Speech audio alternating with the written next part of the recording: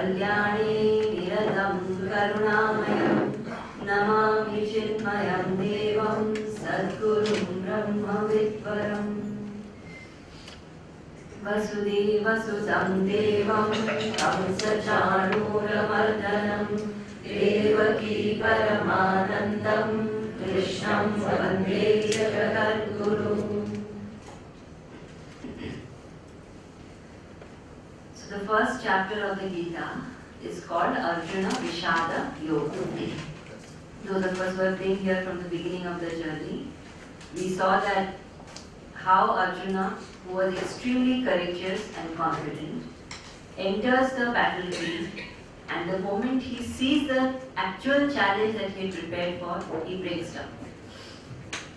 And the entire breakdown has been analyzed beautifully in the first chapter, making us understand what the cause of that breakdown was. Why is it that Arjuna went through such a situation when he faced a challenge, and how is it that all of our minds are almost identical to the mind of Arjuna, and therefore we all are in some way or the other sufferers of the Arjuna disease. When the Arjuna disease is clearly understood, then the Krishna cure also gets clearly understood. So what is the Krishna cure? Krishna doesn't try to change anything outside, Krishna changes something inside. So he says Arjuna needs to change, not anything outside, not the war, not the time of the war, not the nature of the war, nothing. But the way Arjuna looks at the situation or the challenge needs to change. So to ensure this transformation, Krishna starts treating the problem at the root level, and the root of the problem that Arjuna was facing, we saw, is ignorance. And therefore, the second chapter, where Krishna starts speaking, he starts speaking on Sankhya Yoga or Jnana Yoga. When the concept of oneness, when the concept of that supreme reality is clearly understood, naturally all sorrow, fear, delusion ends permanently. And hence, this solution was given by Krishna. Having given this knowledge, Krishna wanted Arjuna to still fight the war. He says very clearly that you get the knowledge and do your duty. Now this confuses Arjuna, and Arjuna says that, if you really think that knowledge is the solution, then I should be pursuing knowledge full time. Why should I be doing duty? Why should I be fighting war? So is it better to pursue knowledge, or is it better to pursue action? This question is what opens the third chapter of the Gita, where Krishna explains that there is no option, there is no either or in these two things, that knowledge and karma are not two different paths. Actually, both need to be pursued together.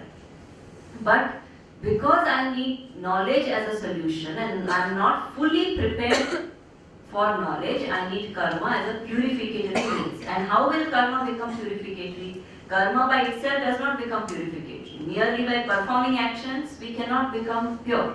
How will it become pure? When karma becomes karma yoga, then that action will become pure. And when does karma become karma yoga? It is not a special action, it's not a different action, it's not more action, it's not efficient action. Karma yoga is an attitude behind every action. And that attitude comprises complete selflessness, dedication to the higher, acceptance of results as they come, and absolute egolessness. When these conditions are met, then that karma becomes karma yoga, and Krishna says you thus perform karma yoga with an attitude of absolute egolessness, and you will attain the highest purity, and through that the highest knowledge. Now when such a thing is said, it is possible that Arjuna thinks that these are concepts which Krishna is giving out of his own personal understanding. So Krishna very nicely clarifies in the fourth chapter of the Gita, which is the Karma Sannyasa Yoga, where he says that this is not my knowledge, this is a knowledge which has been received through the parampara. Now when the parampara is spoken about, and he says this parampara begins with me, Arjuna questions, how is it that any parampara can begin with you? Because you have just been growing up with me while this parampara has been there since eternity. In answer to that, Krishna explains the concept of Punarjanmavad and Avatarvad, incarnation and reincarnation, which we saw in the last session. Having explained incarnation and reincarnation, then he says the person who knows the reality of the incarnation, that is, that the incarnation is nothing but the divine truth itself, that person then becomes absolutely free from all bondage, becomes free from ignorance. And then that person's every action becomes divine. When this was said, then it is that Krishna goes on to explain three concepts: karma, akarma and vikarma. And we had said that these are things which Krishna says everyone is a little confused about. So what is karma, what is akarma and what is vikarma? So we saw in the most simplest way, karma is to do actions with the sense of ego. Akarma is to not do any action at all. And vikarma is to do actions without the sense of ego. So vikarma is what is preferred. Having explained that much, then Krishna further goes on to explain that therefore there is no action that is actually happening by me, all actions are happening through me, all actions including the way the four castes are performing themselves in the world. There he explains that this caste system is not actually a system which is born out of the societal understanding, it is a natural categorization of human minds which exists in the world. We may not call it Brahmana, Kshatriya, Vaishya, Shudra today, but we naturally categorize people according to their temperaments. And that categorization has existed since time immemorial. Having said that, then further Krishna explains that if you really want to understand karma, then just do karma without the sense of ego. If you keep on doing the karma without the sense of ego, then you will be automatically free from karma. When this is said, then the question comes, how do I know how to perform karma without ego? Then he said, through knowledge. And how will I get knowledge? Through Guru. So he said, approach a Guru, surrender to the Guru, ask questions related to spirituality to the Guru. And when these questions are asked, listen to the answer with Shraddha.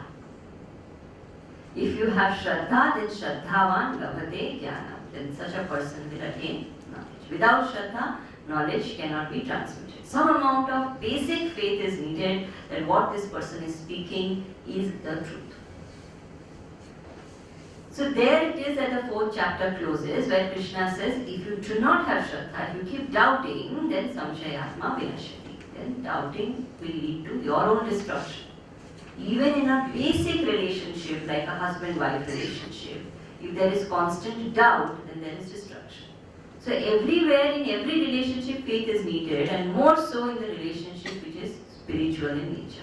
Therefore it is said, have faith, do not doubt. Now having said that, Krishna stops, but Arjuna has a question. And this question opens the fifth chapter of the Gita, which we are going to cover today. And this question, if we don't understand this background which we just did, seems to be a repetitive question. So Arjuna asks in the beginning of this fifth chapter, Krishna, which is better for me? Is it the path of sannyasa or is it the path of karma? This is Arjuna's question, which seems very similar to the question asked in the beginning of the third chapter.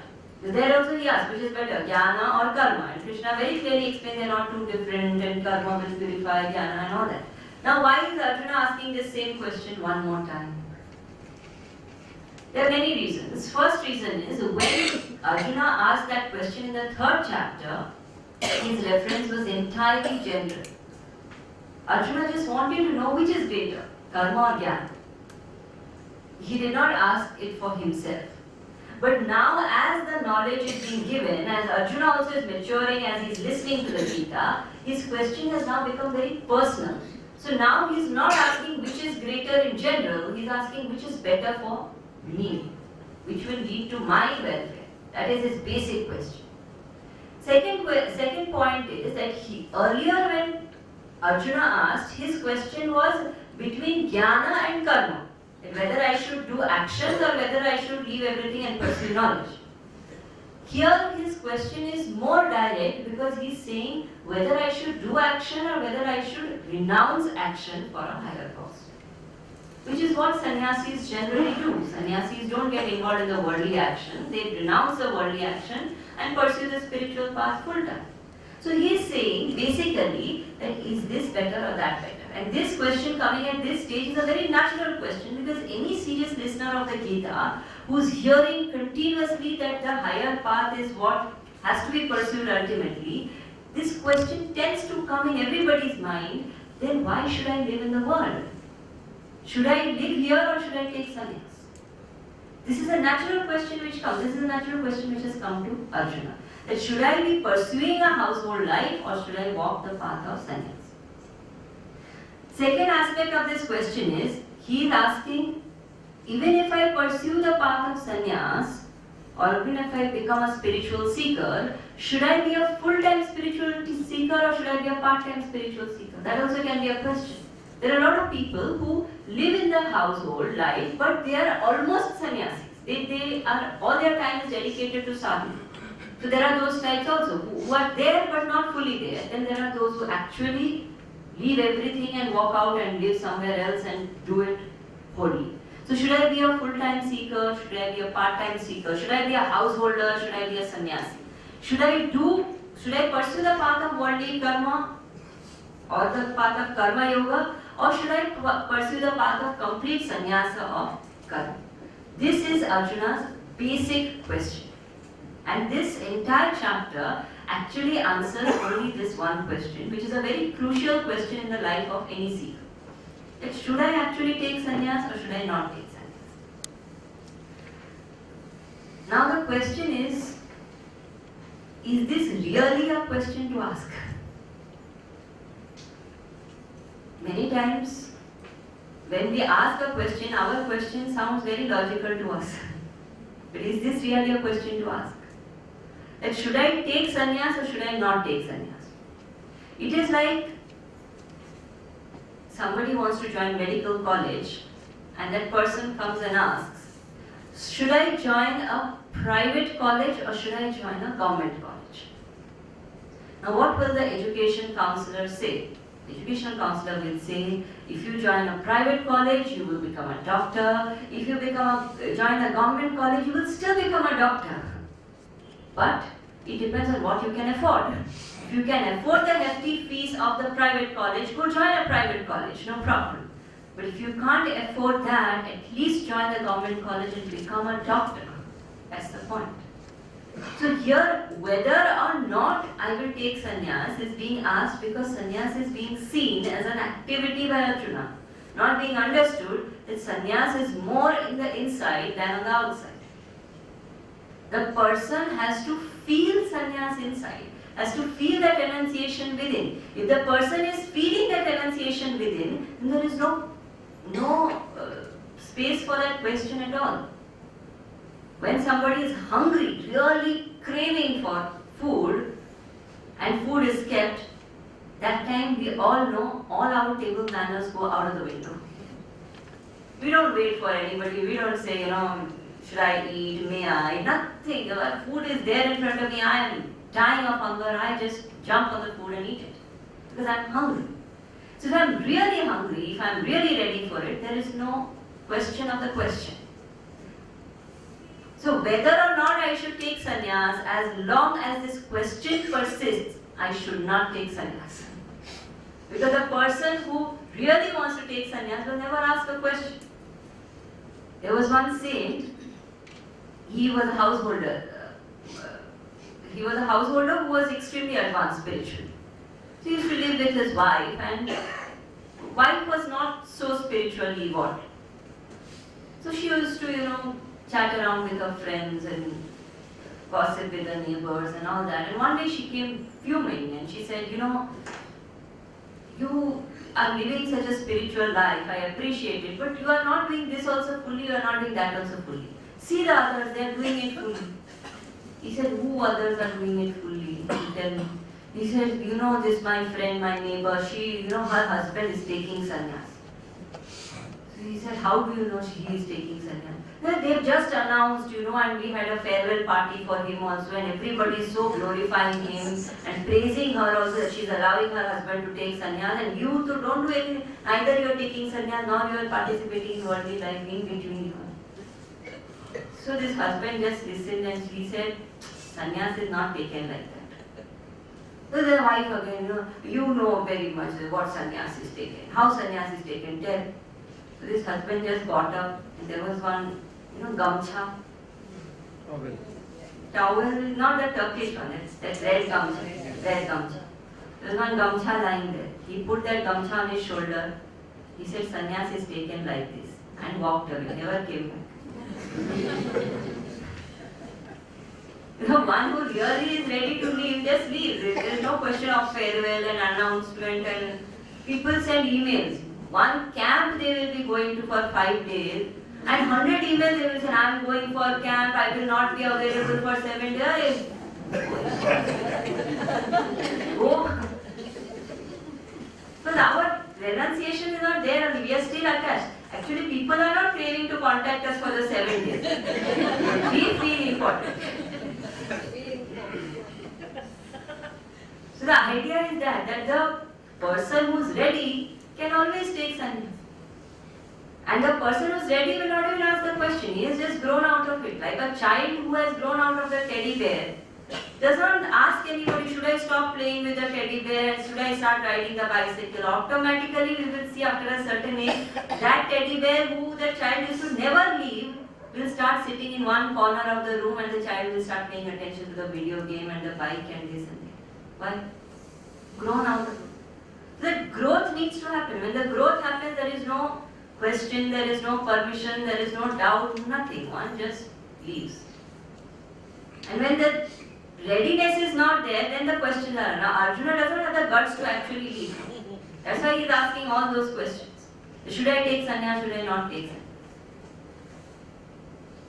So the point is that what is sannyas we have to understand. Sannyas means renunciation. And renunciation means, nyasa means to drop. Sannyasa means samyak nyasa, to drop completely. In such a way that one never picks it up again. That is sannyasa. So the example given in Shastra is a little horrifying, but it's good to know. It is said it is like puking. Once somebody pukes, you don't go and lick it again. It's gone, it's dropped, left forever. You don't even look back at it. It's like that. Sannyas is like just leaving it.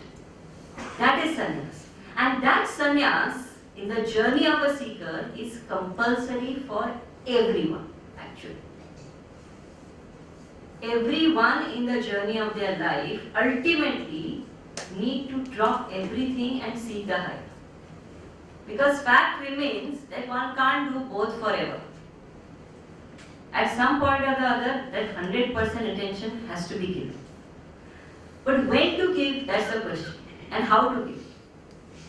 So there are two ways. One is through the path of Karma Yoga. Karma Yoga is living in the world, performing actions in the world in a selfless way. Through selfless action, through higher dedication to the Lord, slowly increasing the sense of vairagya to such an extent that the mind becomes absolutely pure and single-pointed. Then after a certain age, dropping everything and focusing only on self-realization.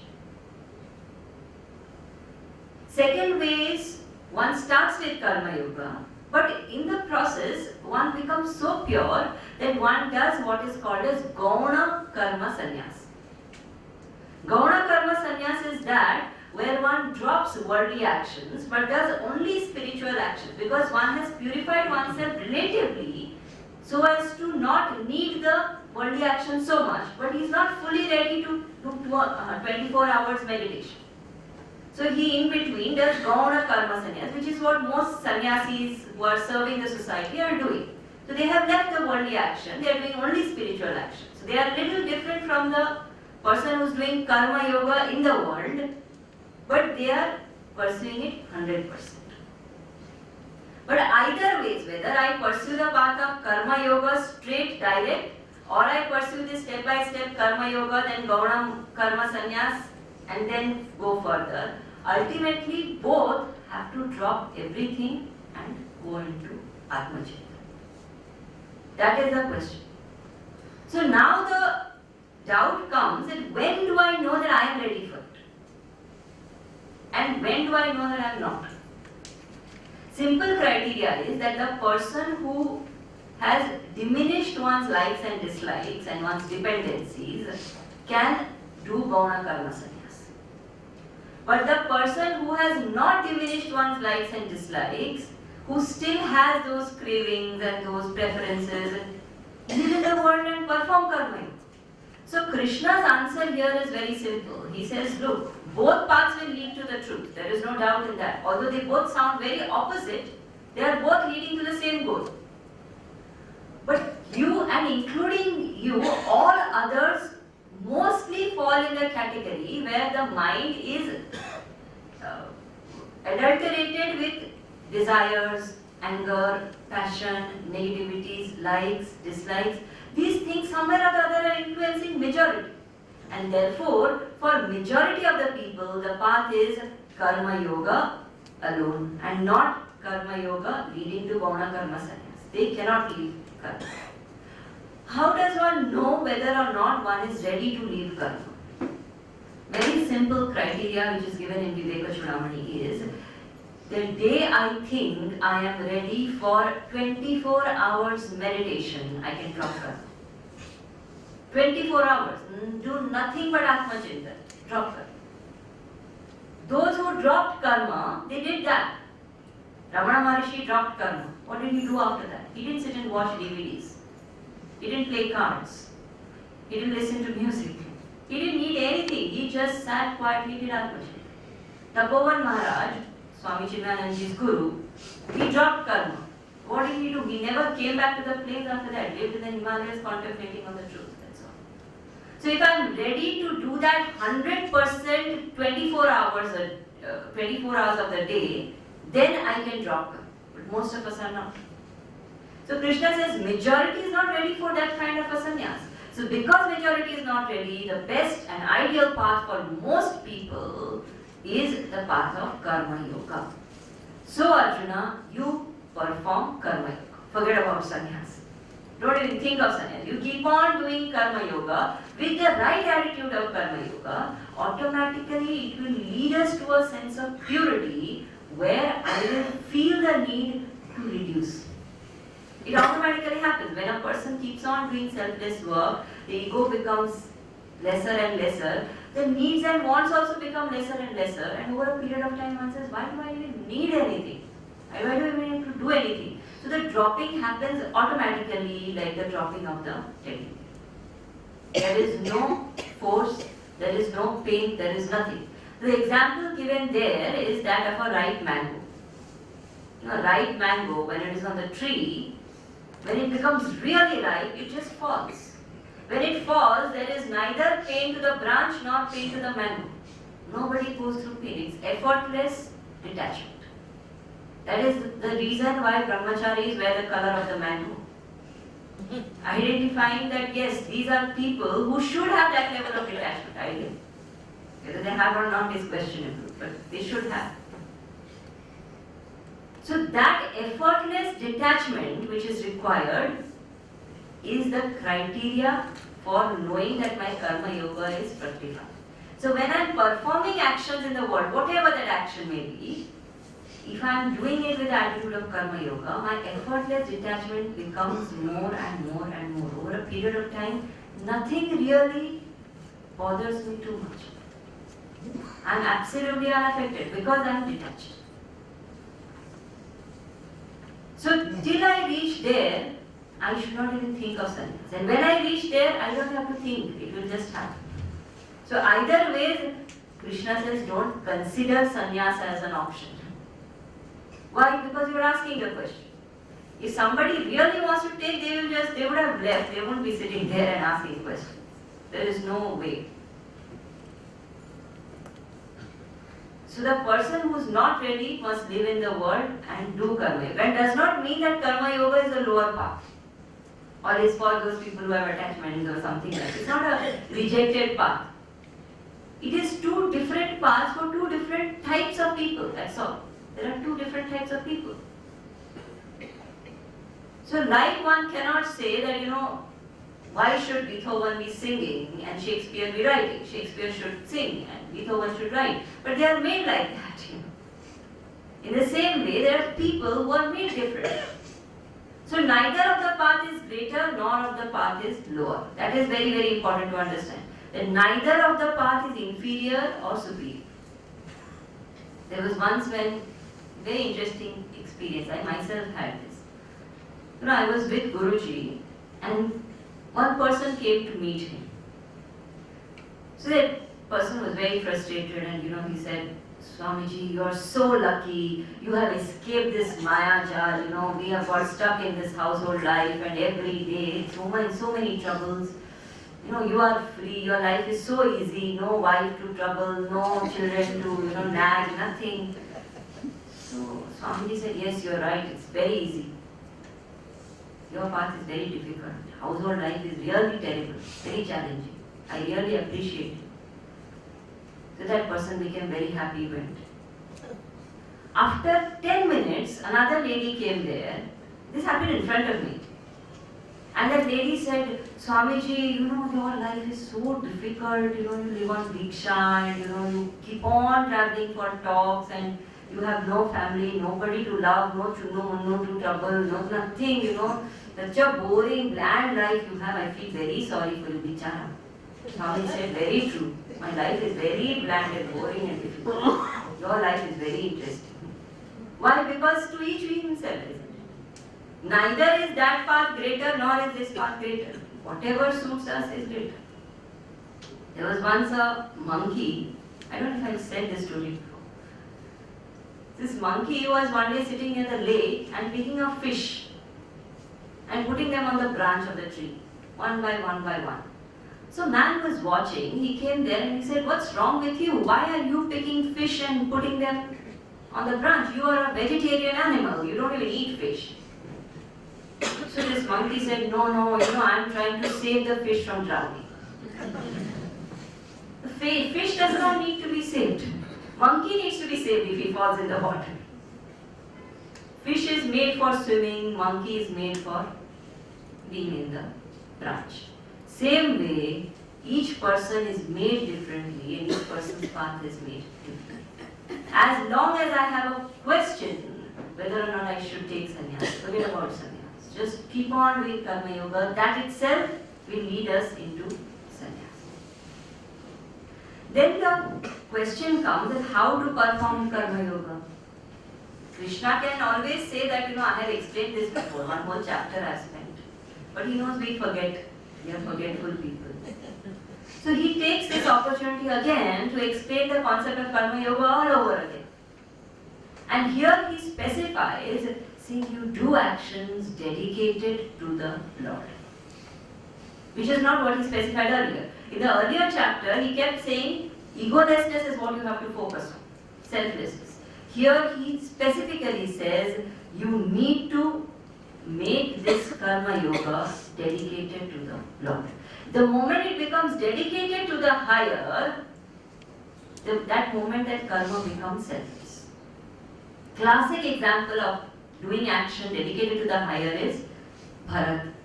In Ramayana, Bharat rules that kingdom for 14 years.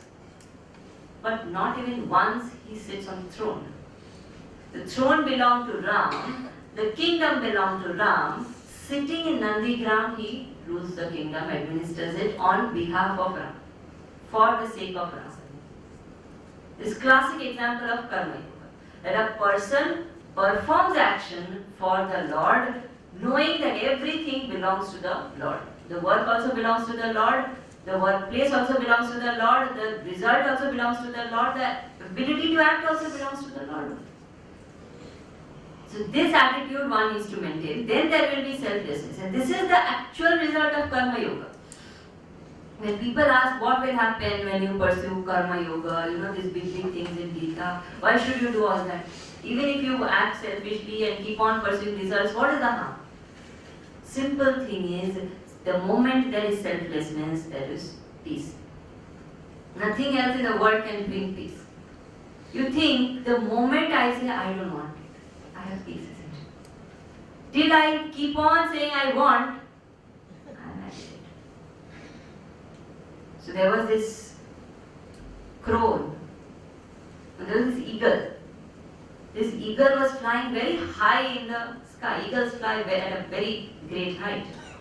As it was flying, it saw a piece of flesh on the ground. So it swooped down, picked the piece of flesh and flew back into the air.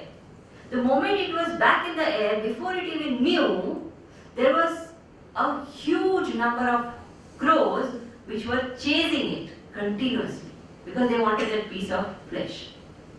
So they are crowing and they are chasing him, and he is flying from one place in the sky to another, and they don't give up. Crows don't give up. And now the eagle is terrified, full of fear, agitated.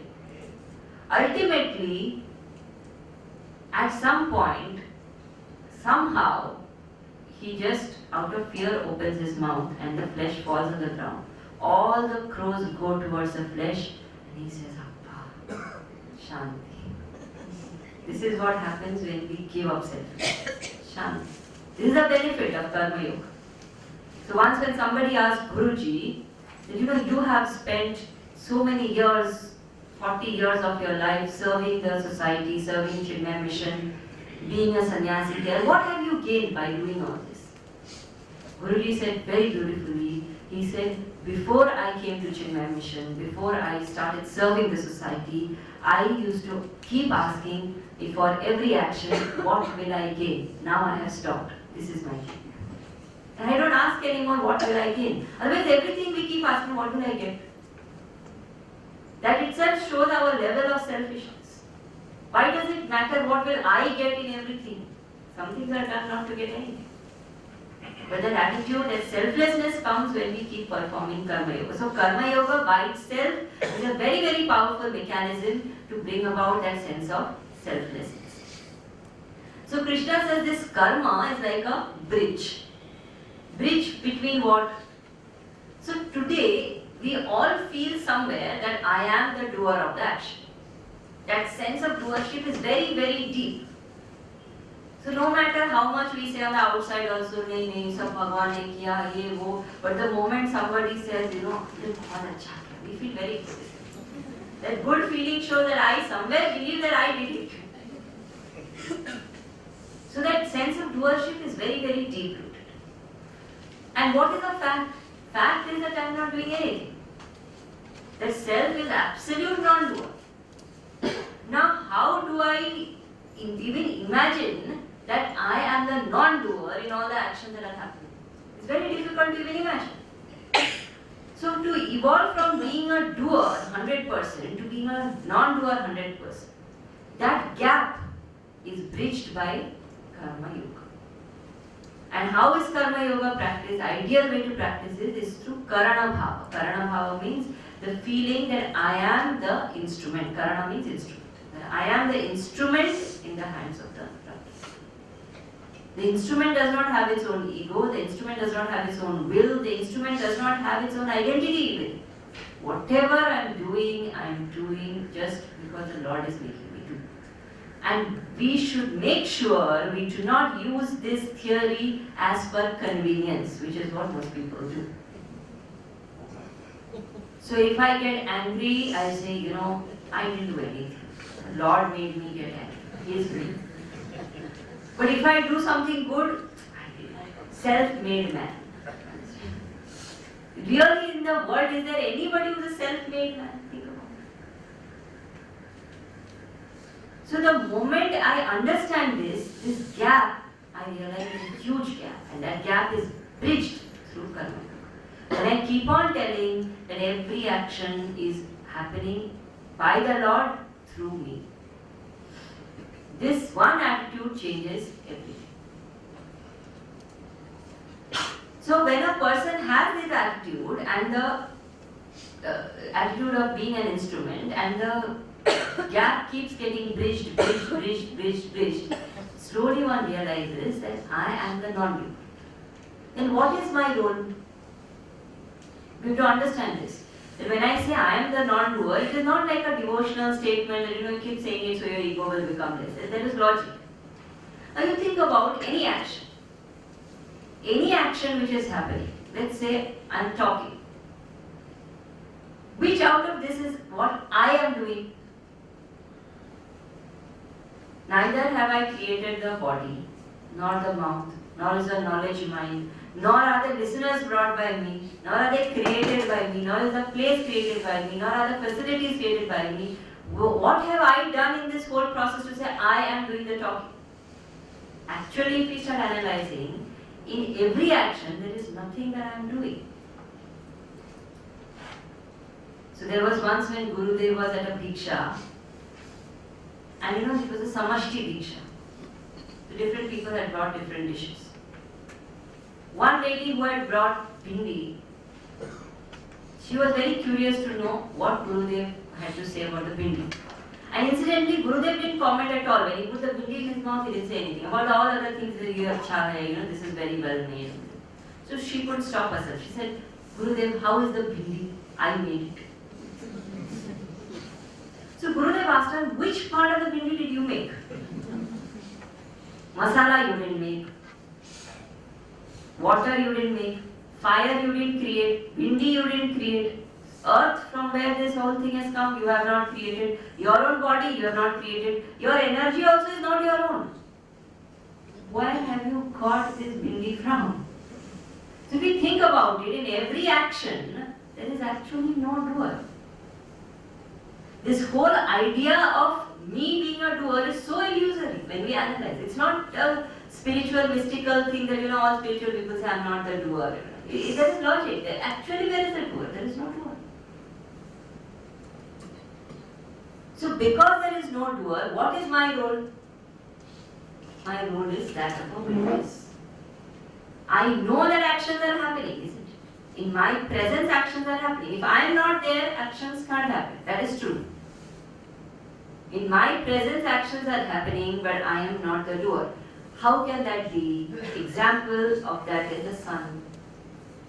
When the sun is there, in the light of the sun, so many things are being seen. In the light of the sun, so many actions are happening. In the light of the sun, the plants are growing. But is the sun making the plants grow? Sun has no doership. The sun is just there. In the presence of the sun, so many things are happening.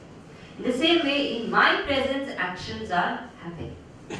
But I am not the doer of the action. Then the next question, logical question which comes is, how do actions happen then? Who is the doer? Very interesting thing Krishna says here. He says, actually, actions have no doer. Actions happen by the law of nature. Like, who makes the earth rotate? The law of nature, it's rotating. You can't, I am rotating, there is some Bhagwan sitting somewhere who's turning it every day, and if he forgets, the earth will stop. This is going on. Who makes the wind blow? Who makes my breath come in and out? It's law of nature. So by the very nature, actions keep on happening. Whether I am involved in it as a doer or not, actions will still happen.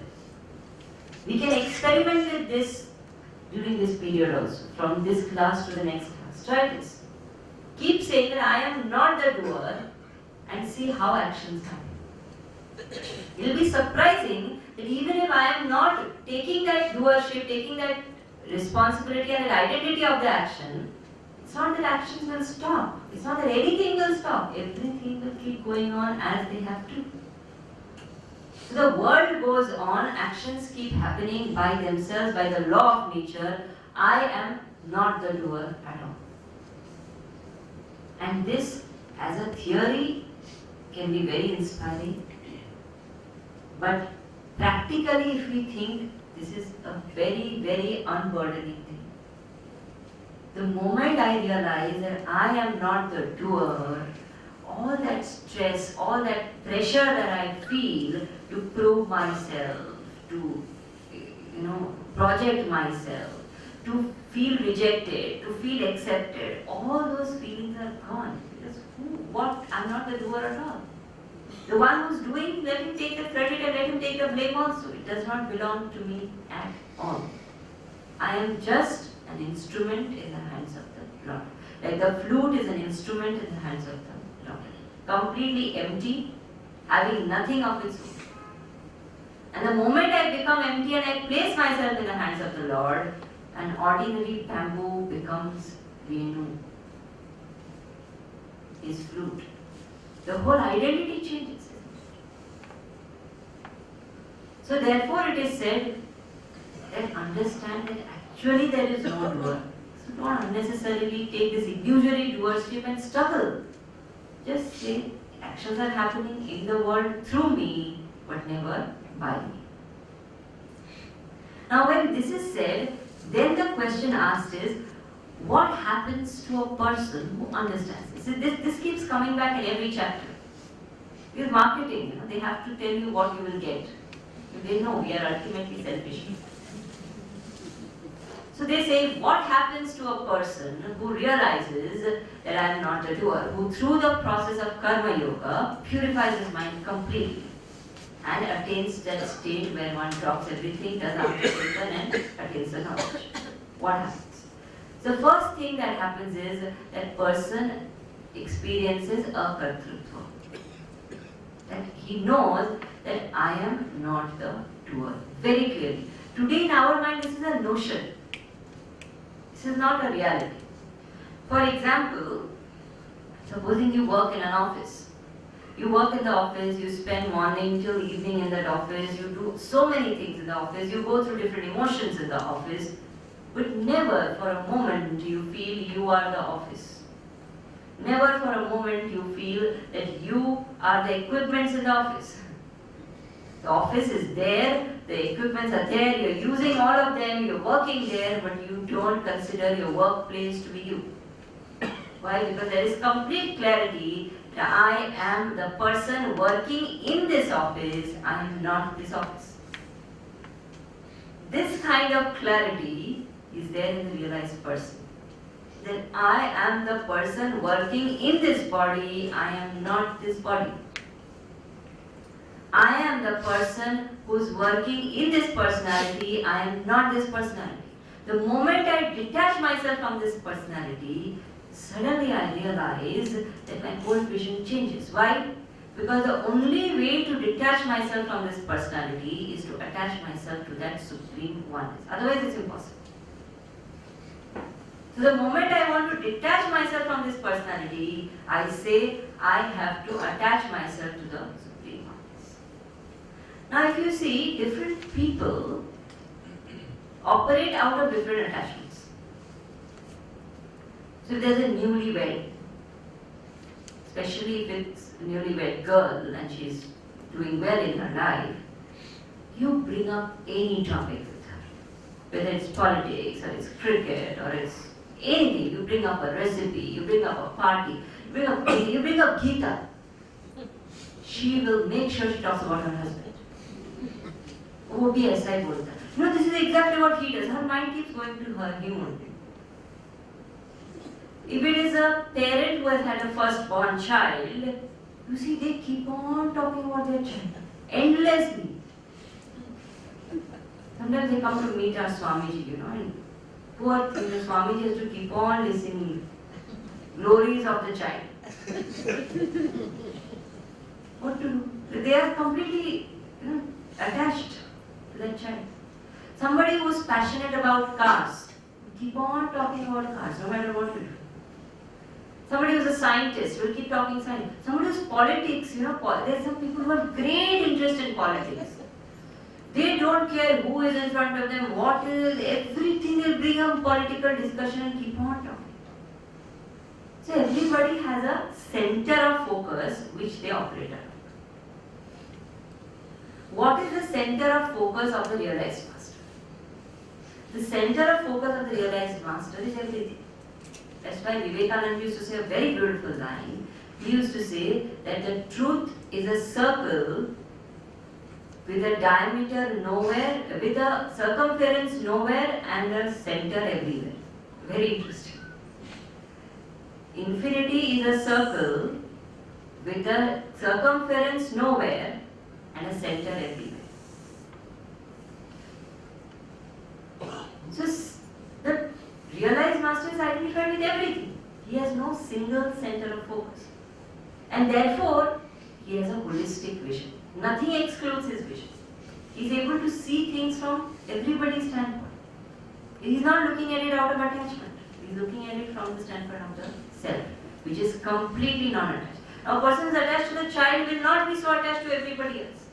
A person who is attached to science will not be attached to politics. A person who is attached to the truth will be attached to everything. And therefore, he will be completely detached. It's a very different equation.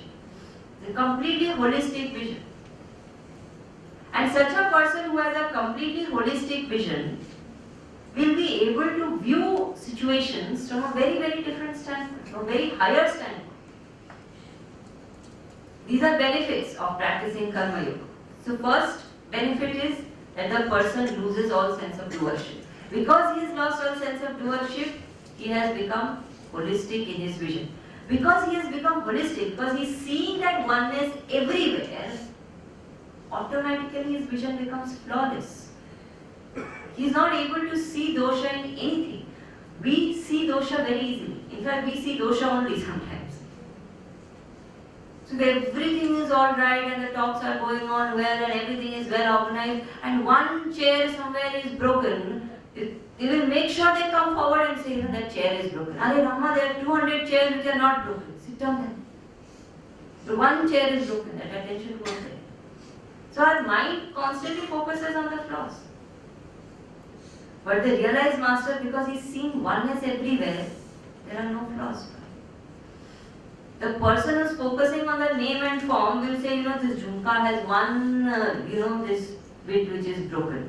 This necklace has one, this thing which is broken. The person who's seeing gold, it doesn't matter if it's broken or not broken, it's just gold. He's focusing on the essence. So naturally, the realized person does not see any flaws. Very typical characteristic. The realized person will not keep finding faults. Our minds keep on finding faults. The realized person will not find faults. And these are characteristics which we can actually practice. Stop finding faults in anything. Stop complaining. Anyway, it doesn't help anyone. The moment we start focusing on the good things, what we focus on grows. So he does not see faults at all. Why is he not able to see faults? Not that he is blind and he is not. A lot of people think, realized master is very bhola. He does not know what is wrong with them. Let me explain to you. People think it's not that he can't see. He chooses to overlook. They are completely different things. Because he knows that's not important. Our Puja Gurudev, before he became a sannyasi, he was a journalist and a complete atheist. He didn't believe in any of this. And he lived a normal life of a journalist amongst the who's who of Delhi, and he was quite well known to partying, etc. So, as a part of his lifestyle, he was also a chain smoker. And smoking is a very difficult habit to get rid of. So as time passed, he got convinced by Vedanta. He took sannyas, he went to Tapovan Mala, started living in the Himalayas. And when he was living in the Himalayas, even then, once in a while, if he finds a bidi, those Sherpas, he would just smoke because the urge is so much, it's difficult to overcome. He was struggling.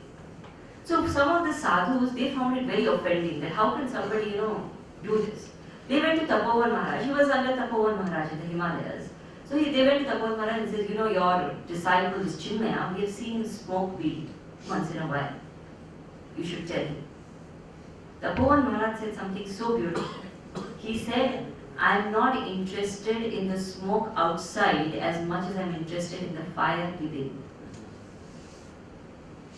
If he would focus on that one flaw, he would lose the person. He focused on the fire within and he created a Chinmaya. And later he quit. That's not a big deal. But the point is, the focus is where? The focus is on the strength of the person. That is the vision of a master. How would we feel? We would immediately take action and make a big deal out of it. But that's the vision of a master. He knows how to accommodate each one.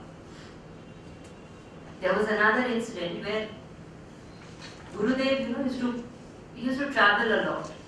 There was only Gurudev. Those days there were not so many acharyas going and speaking. So he was the only speaker in the mission. And in his time, he was also the only speaker who spoke in English on the Gita, etc. Later, so many people came out. So he would travel all over the world. So maybe to one city, he would go maximum once in a year if it's a big city. If it's a smaller city, maybe once in 2 years. So once he went to a city, and there was one person in this city who came to meet him. He was a builder. He came to meet him, frustrated, talked to him, went. And later everyone said, Swamiji, you should not have entertained this person because he does not have very good reputation in the society. He drinks and gambles and does all kinds of wrong practices in his business also. He's not very respected. You should not have entertained him. The trustees, they think they know better than the Swami also sometimes. So they were advising Gurudev. The Gurudev didn't say anything. He just took it in his stride. When he went there, when he left from that place, after a few months, the committee decided that next year also we should invite Gurudev. The yagna went off very well. So they wrote a letter to Gurudev saying, would you please give us some dates for next year for some talks. Gurudev wrote back saying, yes, these are the dates, and my next year's yagna will be inaugurated by that person. Now imagine how the trustees are aghast, they don't know what to say, but they can't really oppose Gurudev. They can suggest, but beyond a point they can't say anything. They said, okay. But they were very disturbed, and the whole committee, the whole organizers team was completely dissatisfied with this decision. And after 1 year, Gurudev came back to the place, and this person was invited because Gurudev was instructed. And in the inauguration, because he was a chief guest, he was called to speak. When this man spoke, he had tears in his eyes. He said, 1 year back, I just happened to come here and meet Gurudev. Within 2 months, I got a letter from him saying, next year I want you to inaugurate my yagna. And somebody like you cannot really inaugurate the yagna. You need to change yourself. You need to give up all your wrong habits. You need to give up your drinking. You need to give up your wrong practices. You need to become a better person. Only then you will be eligible to do this. So do this. And in 1 year, I have become a transformed person. He actually said that. Imagine anybody else would just reject the person. But the vision of a realized master is that they see the strength of the person. He could see that this person has a potential to transform.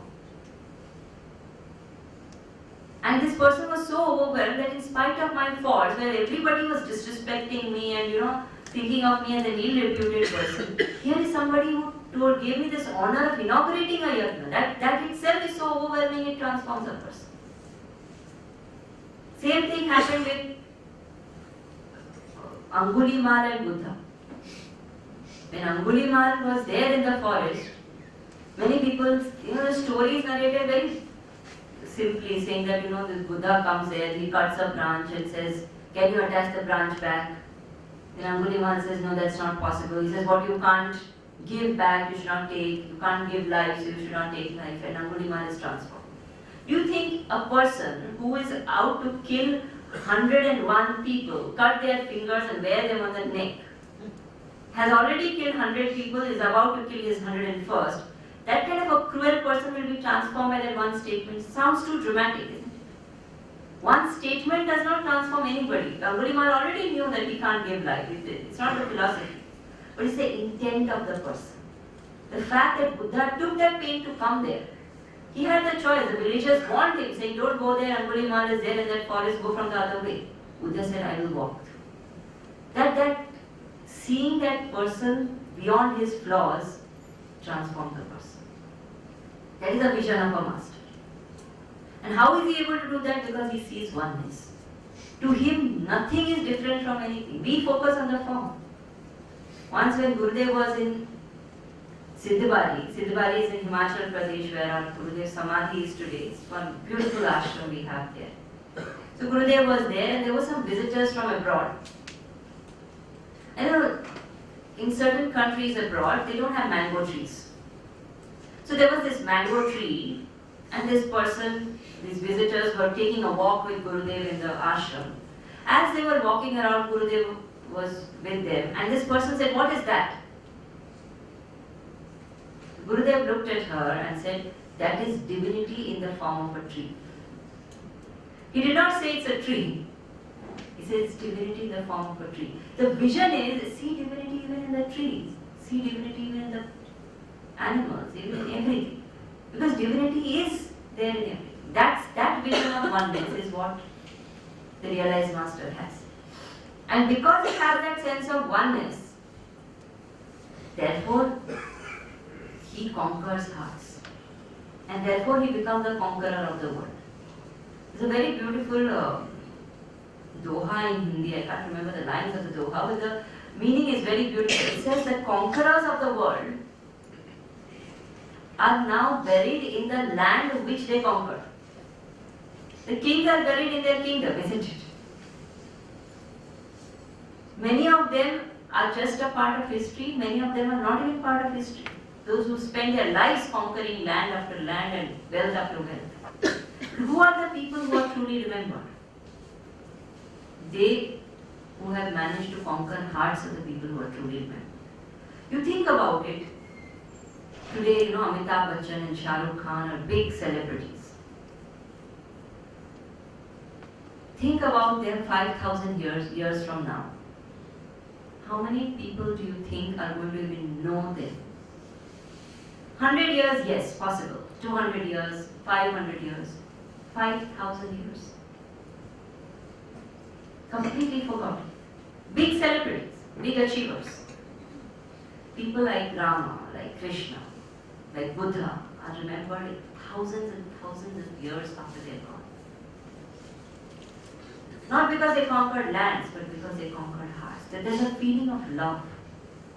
Because there's a feeling of oneness. That is the achievement of a realized master. So it is said that person becomes an achiever or a conqueror of the world. Then how does an ordinary person like us become that kind of a person? Every one of us would like to be there when we see oneness. We love everybody. We don't see faults. How does one get there? And why is it that we are not able to get there today? So Krishna says the only reason is because we don't see the reality of pleasure. Kama is what binds us.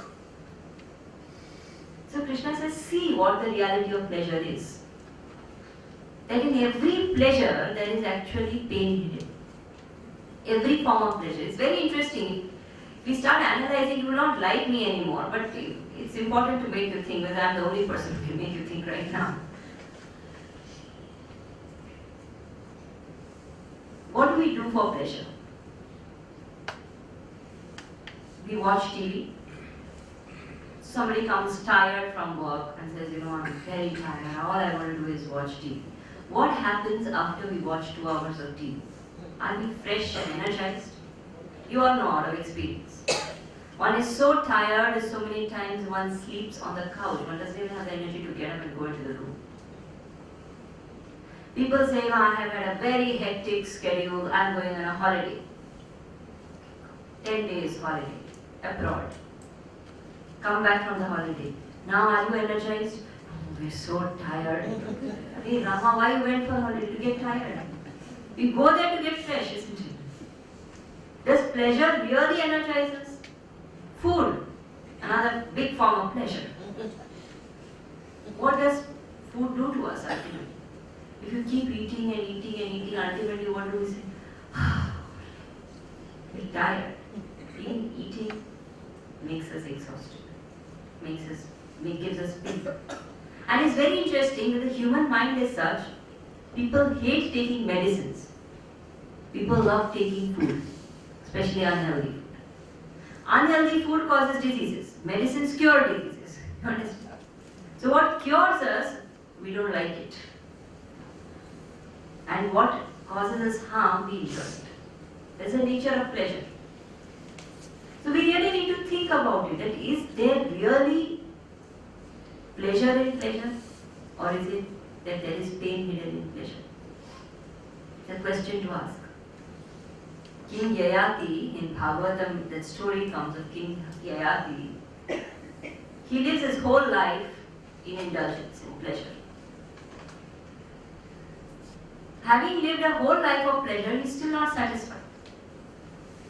So he goes and asks his son, saying, will you give me your youth? Because my youth is gone. I want pleasure, but I can't enjoy. My capacity to enjoy is now reducing. So will you give me your youth? The son is so selfless, he says, okay, take it. He takes away his son's youth and lives another whole life of pleasure. And even at the end of it, he remains unfulfilled, diseased, old, degenerated. And that's when he says, he realizes, what use is pleasure really? And here when we say pleasure, we don't mean the small joys of life. Don't think of pleasure means a dependency. Pleasure means an urge we have for enjoyment in general. The small joys are okay. Seeing a flower bloom or living in a clean house, these are fine. What we mean is something completely different. Pleasure is that insatiable urge for enjoyment which we all have invariably, which takes different forms and keeps coming back to us. Now that pleasure constantly causes us pain. So Krishna says in this chapter, he says this is Dukkha Yoni. Dukkha Yoni is a womb of sorrows. And it is exactly like a womb. You know, in a womb, you can't see the baby, but it ultimately gets delivered. Pleasure is exactly like that. You can't see the pain, but it ultimately gets delivered in every pleasure. So this is something to introspect. Each of us needs to think. What happens to me after pleasure? Doesn't every pleasure ultimately lead to some or the other kind of pain? Leave everything else. Think about all the times that you have been in pain. Every time. Why has that pain been caused? Because of some pleasure or attachment. There is never pain caused without pleasure or attachment. Think about it. So Krishna says, think. And he says, therefore, those who are wise, they don't overindulge in pleasure. Nate ramate buddha, he says. Those who are wise, they don't relish it so much because they know it's ultimately pain. So not that they don't enjoy, but it's very functional for them. So there was this one person who was again a very, very evolved person spiritually. And he was living his life with complete detachment. One day his wife asked him, he was a grahastha, so his wife asked him, he said, you know, you're living with me, I'm seeing you, you are enjoying things also. It's not like you are not enjoying. But you are also so spiritually evolved, so how do you do that? You know, I want to know. The husband didn't answer anything. After 2 days, it was Sunday, and Sunday lunches are special.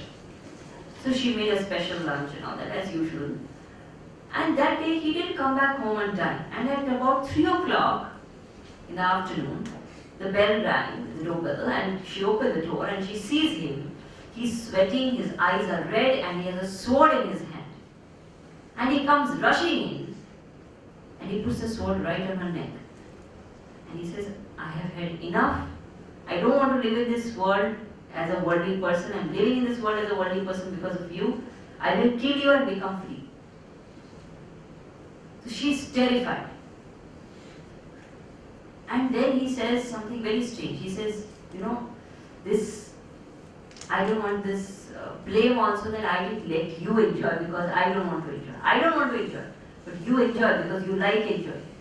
So now, immediately you eat all this food that you have cooked. After you finish eating, I'll kill you. So he holds the sword and forces her to eat. And poor thing, what to do now? She eats, gobbles down all the food. When she has finished eating, he asked her, did you enjoy the food? She said, what enjoy? The sword on my neck and all that. She said, this is exactly how I enjoy the world. Because I know that it is so ordinary, so temporary. It will go away anytime. It's like a sword hanging on my neck. I am enjoying everything, but I am not part of it at all. So living in this world is not a problem. Being worldly minded is a problem. This worldly mindedness is an issue.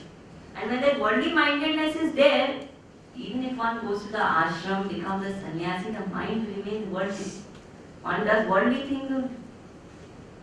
And a person who becomes free from that worldly mindedness, living in the household life itself is free and detached. So Krishna says, become free, become completely detached by knowing what pleasure does to us. How will I be able to do that? By controlling the mind. The mind needs to be controlled because ultimately our whole life is governed by our mind. As the mind, so the person. So the mind needs to be managed. Gurudev used to say, managing the manager. The mind is the manager of the whole life. So manage the manager. Manage the mind. How does one manage the mind? One has to recognize what is the trouble with the mind. The trouble with the mind is actually not so many. It boils down to two things, desire and agitation. And these two also actually boil down to only one thing, desire. If there is desire only, then there is agitation. That I will get it, I will not get it, I got it, I hope I don't lose it, I didn't get it, now I am sorrowful, I want something else. All that agitation. So actually everything is desire. So this desire is the main cause of concern. This is what we have to get rid of. To get rid of that, we have to understand where does desire come from. We had done this analysis in the second chapter when we did that. The desire actually comes from brooding on our likes and dislikes. So if I look at an iPhone 6 and I say, I like this phone, and stop there, nothing happens. I look at an iPhone 6 and I say, I like this phone, and then I leave from that shop and I say, oh, it was very good, it has these features. Ultimately, I will say, I want it. Anything. Anything that I brood over, I will want. Desire. So what do I have to do? I have to stop brooding on the likes and dislikes. Having likes and dislikes which are just preferences is not a problem. I prefer eating this, I don't prefer eating this, is fine. But I like eating this and nothing but this, and I can't eat something because I can't eat it. It's impossible. I hate it. That is the problem. The moment I can't live without something and I can't live with something, then that is a danger sign. Think of it. The moment I can't live without something and I can't live with something, both are dangerous. Likes and dislikes. That I can't stand it and I can't resist it. As long as I have preferences which I am not brooding over, which have not become strong likes and dislikes, it's not a problem. Everybody has preferences. But the moment it becomes a strong like and dislike, then it starts creating trouble. Then it leads to agitation, desire, then agitation, and suffering. How does one stop brooding over likes and dislikes? So Krishna says there is only one, there is no other. One has to practice intense alertness. There is no other way. One has to be extremely alert to make sure one does not take a like and dislike too seriously. One has to be extremely alert that one does not fall prey to one's own likes and dislikes. If something I don't like has happened, it has happened. If something I like did not happen, it did not happen. That much alertness I have to practice. Otherwise, I don't know where it will take. So, Akhandanandji says very beautifully, he says, Savdhani sadhana ka niyam hai. One has to be extremely alert. If you travel on the ghats, the Himalayan ghats, they have those boards, Savdhani khati, durghatna khati. That's true about the spiritual path also. That's why Gurudev used to say, alertness is the price we pay for freedom. That if we want to be free, we have to be extremely, extremely alert in whatever we do. And making sure that I do not pursue my likes and dislikes too much. Now this alertness is not limited to likes and dislikes. It's very interesting. People think that, very good, I will be very alert. I will watch that I don't pursue my likes and dislikes. But the thing is that it's just one mind. It's not two minds. So I cannot be alert about likes and dislikes, inalert about other things. When I say I have to be alert about likes and dislikes, I have to be alert about everything. Even if it is something as simple as brushing my teeth, I have to be very, very alert when I am doing it. This is the disciplining of the mind. And how does one do that? Gurudev used to say, keep your mind where your hands are. Whatever one is doing, if the mind is fully in that, there is complete alertness. Alertness slips the moment I go to the past and the future. So keeping the mind where the hands are, one just keeps doing what one is doing in the most perfect way. One is completely alert in that moment. Once when we were in the Himalayas, in Siddhabari, one of our senior Swamijis was sitting there. There were a lot of youngsters who had come around. So one of the youngsters asked a question, saying, how does one develop concentration, focus? And Swamiji was just sitting on his, there was a bed kind of. So he was sitting on that and he was wiping his specs. He didn't answer, he just didn't even look at him, he just wiped his specs. He wore his specs. Then he looked at this boy and he said, the day you do something as simple as wiping your specs with a kind of attention as if it's a life and death question, you will gain concentration. And that is alertness. Doing each thing with complete thoroughness, complete availability. This is what Gurudev used to insist on. There was once a very, very seasoned sevika. She served tea to Gurudev.